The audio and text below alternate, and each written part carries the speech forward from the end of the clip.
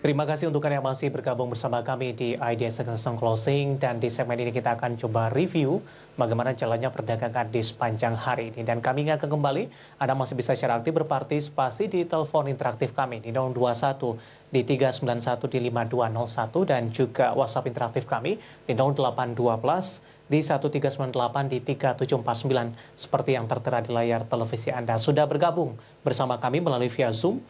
Ada Bapak Muhammad Sahrizanas yang merupakan Technical Analyst PT Philips Sekuritas Indonesia. Kita akan langsung sapa saja Pak Ican, apa kabar Pak? Baik, Mas. Terima kasih Pak Ican sudah meluangkan waktu di IDX Channel.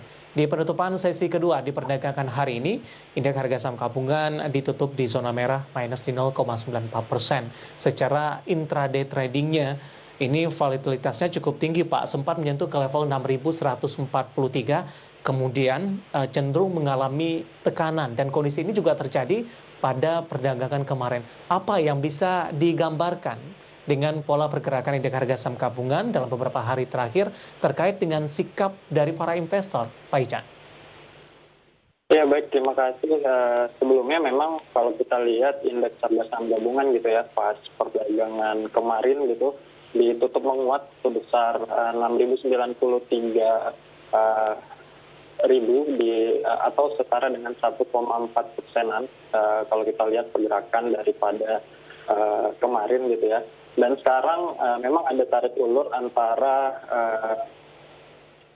penguatan dan pelemahan daripada indeks pada hari ini, terdorong oleh sentimen global yang kita tahu bahwa optimisme investor global tertuju pada penandatanganan RUU penanggulangan COVID-19 gitu ya, dan rancangan undang-undang anggaran belanja di Amerika Serikat yang sebesar 2,3 triliun US dollar. Nah, pasar menyambut baik langkah tersebut. Maka dari itu kalau kita lihat dari indeks global gitu ya, 3 indeks utama di bursa saham New York semalam ditutup menguat sampai pada level tertingginya dalam sejarah, yaitu di DJIA itu naik sebesar 0,68%-an atau di level 30.400-an. Kemudian S&P dan Nasdaq sama-sama naik sebesar 0,74 dan 0,87%.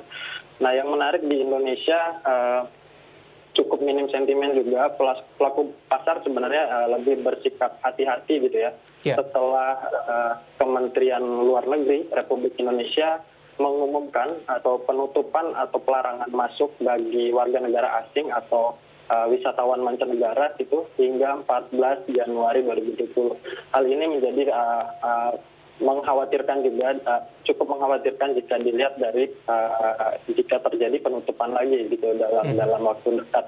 Maka dari itu indeks tampaknya merespon kebijakan tersebut dan sekarang masih bertengger di level 6.030 atau di level di bawah daripada.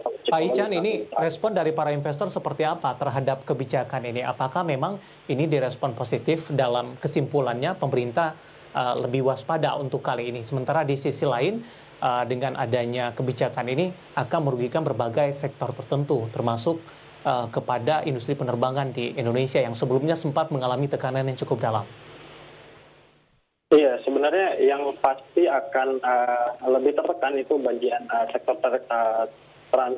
transportasi maupun sektor penerbangan ya. Dari sisi Garuda Indonesia juga pasti akan mengalami cukup tertekan dengan kebijakan seperti ini jika terjadi penutupan dalam waktu dekat atau PSBB dalam waktu dekat. Nah, kalau kita lihat daripada indeks sendiri, penguatan 1% kemarin itu dibalas dengan aksi profit taking nampaknya untuk pergerakan pada hari ini. Kemudian jika kita lihat hal yang menarik daripada indeks ini, jika kita average dari 2 minggu ke belakang gitu ya, total value transaksi bursa itu sebesar 20 triliun sebelum daripada libur Nataru ya, Natal dan Tahun Baru. Kemudian kalau kita lihat perdagangan di tanggal 28 kemarin, awal pembukaan market sampai dengan closing itu hanya sebesar 16 triliun. Jadi cukup sepi dan cukup turun ya secara value-nya. Walaupun memang domestik masih mendominasi sebesar 76% dalam perdagangan kemarin di tanggal 28 tersebut. Pak Icang berbincang beberapa sektor yang terdampak terkait dengan kebijakan ini. Anda katakan tadi di sektor transportasi. Dan kebetulan listed company update kita hari ini ada Garuda. Informasi secara fundamental adalah mereka menerbitkan OWK ini, pencairan dana PEN kemarin untuk tahap pertama begitu. Kemudian terkait dengan kebijakan ini, bagaimana Anda melihat kombinasi secara fundamentalnya, dampaknya kepada Garuda yang saat ini mencoba untuk kembali bangkit? Iya, kalau secara fundamental dalam November maupun Desember ini memang mengalami kenaikan ya. Namun kita belum melihat laporan keuangan dari tutup tahunnya gitu ya.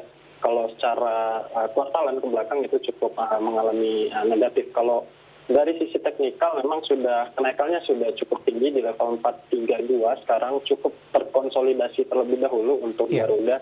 Mungkin jika ingin masuk atau kita ingin menunggu untuk entry, kita boleh tunggu di level 420 untuk Garuda. Kemudian resistennya boleh kita tunggu di level 460 sampai dengan level 480, Mas David. Baik, support di 420 ketika ingin masuk dengan posisi penutupan flat di sesi kedua hari ini, sementara resisten 460 sampai dengan 480. Dari pergerakan harian di sepanjang perdagangan hari ini, 424 level terendah, level tertinggi di 462. Nah, ketika menyentuh ke level 462, meskipun bergerak di zona hijau, tapi lebih cenderung tertekan. Anda melihat profit taking kah dari para investor di posisi ini, Pak Icang?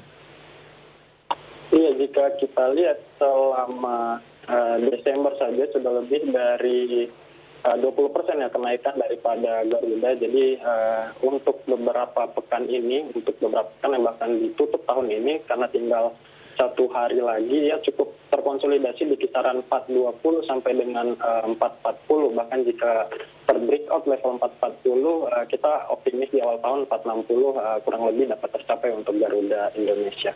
460 akan disentuh oleh Garuda Indonesia. Apakah ini sudah memasukkan dampak dari penutupan warga negara asing yang ingin masuk ke Indonesia tadi, Pak Ichan? Atau ini lebih murni kepada arah teknikal saja? Iya, kalau kita lihat dari dampak penutupan ya ini cukup short term ya, karena memang hanya sampai dengan tanggal 14 saja. Karena memang kalau kita lihat di awal Januari itu kita masih ada potensi untuk Januari efek secara indeks ya. Secara indeks kita masih punya potensi untuk Januari efek, walaupun memang secara pergerakan memang cukup tipis ya di sini. Jadi kita boleh manfaatin pergerakan daripada saham-saham Garuda juga, terlepas daripada sentimen tersebut. Justru harga jika terbreakdown daripada level support 420 bahkan sampai breakdown level 400 itu akan menjadi level yang cukup baik juga untuk entry gitu ya. Baik, untuk Garuda dan kebetulan juga listed company saham kami untuk hari ini, dan semoga bisa menjadi referensi untuk Anda.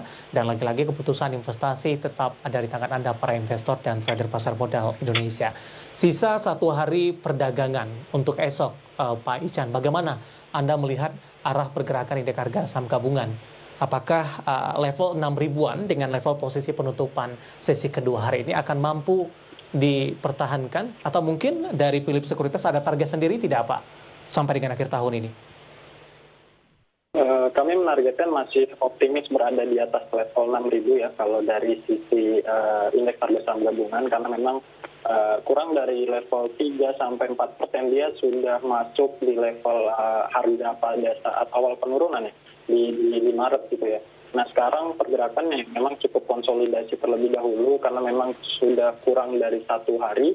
Nah, ini kurang lebih kita menunggu sentimen-sentimen global karena memang cukup minim sentimen juga di dalam negeri. Jadi di sentimen global seperti di Eropa sendiri gitu kan, di Eropa sudah mulai memvaksinasi, mengkampanyekan vaksinasi di minggu lalu. Kemudian sentimen dari kebijakan fiskal Amerika Serikat ini nampaknya dapat berpengaruh juga dalam negeri, namun kita masih wait and see terlebih dahulu, menunggu kabar daripada PSBB ini akan diberlakukan atau tidak dalam waktu dekat kurang lebih. Baik, penarikan rem darurat maksudnya di sini, Pak Ichan? Iya, maksudnya begitu. Oke, baik. Sudah ada beberapa pertanyaan masuk, Pak. Kita ke sektor pertambangan batubara terlebih dahulu. Kita akan coba sapa, tapi tidak menyebutkan nama dan lokasi. Dari pertambangan batubara, tolong saham DOIT beli di harga 394. tapi kok turun terus ini. Bagaimana analisis Anda penurunan yang terjadi kalau secara fundamental harga batubara ini masih dalam tren menguat, Pak Ican? Ya, kalau kita lihat cukup terjadi anomali ya Iya. dalam beberapa minggu ke belakang untuk saham-saham batubara ini, untuk subsektor batubara. Nah, kalau kita lihat untuk delta dunia makmur, memang secara teknikal 2 sampai 3 pekan ke belakang ini sudah mematahkan kenaikan awal Desember gitu ya, walaupun memang masih belum menembus daripada level 360, yaitu harga opening pada tanggal awal Desember. Saran saya untuk Bapak yang bertanya untuk saham DOIT, kita boleh average down saja di level 360, karena memang di level tersebut adalah level harga awal di awal Desember, karena memang harga batubara sudah masih dalam tren kenaikan gitu. Baik, lebih disarankan untuk averaging down, DOIT di level 360, hari ini koreksi di 4,19%. Ketika tetap dalam ambil posisi tersebut hold dan tidak melakukan averaging down, pilihan keduanya bagaimana, Pak Ican? Mungkin pilihan kedua, jika sampai pada menembus daripada level 360 tersebut, alangkah baiknya kita diversifikasi lagi ke saham-saham batubara lain, seperti PTBA, mungkin bisa ITMG juga, Mas. Kita beralih ke pertanyaan selanjutnya. Ada Bapak Yudi di Jogja yang sudah berpartisipasi di WhatsApp interaktif kami. CPO ini ada Ali, sudah ambil posisi di 11.950. Dari sisi sektor pada perdagangan kemarin CPO memimpin penguatan. Bagaimana posisinya untuk hari ini, terutama untuk Ali, Pak Ican? Ya, untuk Ali pergerakan hari ini minus 1,22%, dia sempat menyentuh level terendah pada hari ini di level 12.000, namun belum mematahkan kenaikan kemarin. Ini sebenarnya merespon positif juga kenaikan daripada hari kemarin, dan ini nampaknya ada profit taking terlebih dahulu di sesi 1 tadi, kemudian ada penarikan lagi di awal sesi 2, bahkan sampai dengan akhir pasar ya di hari ini. Nah, sekarang boleh kita hold terlebih dahulu. Untuk AALI-nya target terdekat itu di level 2.200, jika tembus 12.200, optimis sampai dengan 12.400 nampaknya tembus untuk AALI. Namun jika berbalik level 11.875 kita boleh gunakan sebagai level stop loss ya, kurang lebih untuk AALI. Pak Yudi yang ada di Jogja untuk Ali di 11.950. Menarik Pak Ican, kita akan jeda terlebih dahulu. Nanti juga kita akan lihat saham-saham pilihan apa saja yang Anda rekomendasikan untuk perdagangan esok hari terakhir di 2020. Kita akan jeda terlebih dahulu, dan pemirsa tetap bersama kami. IDX Closing akan segera kembali sesaat lagi.